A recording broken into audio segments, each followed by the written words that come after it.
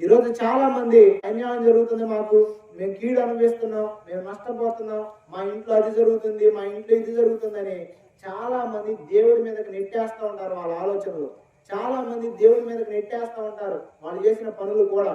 కానీ గుర్తుపెట్టుకోవాల్సిన విషయం ఏంటంటే, యాకోబు రాసిన పత్రిక 1వ అధ్యాయంలో దేవుడు స్పష్టంగా చెప్తున్నాడు, దేవుడు కీడు విషయమై శోధించడు, ఆయన ఎవరిని శోధించడు.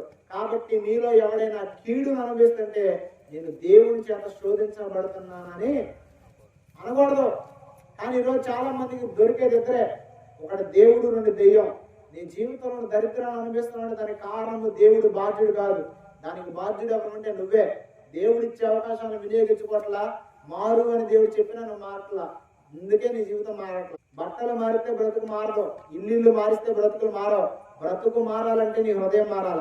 నీ హృదయం మారినంత కాలం నువ్వు ఎక్కడికి వెళ్ళినా సరే నీ జీవితం మారదు. అర్థమవుతుందా?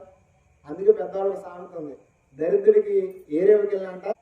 ఏరేవికి వెళ్ళి ఎందుకు ఇంటికి మొలపక్కి ఎదురవుతుందంటే ఆడు దరిద్రుడు కాబట్టి. అలాగే మన జీవితంలో నువ్వు ఇల్లు మారినంత మాత్రాన ఏం బాగుపడం. నీ జీవితంలో బాగుపడాలంటే బ్రతుకు మార్చుకుంటే బాగుపడాలి.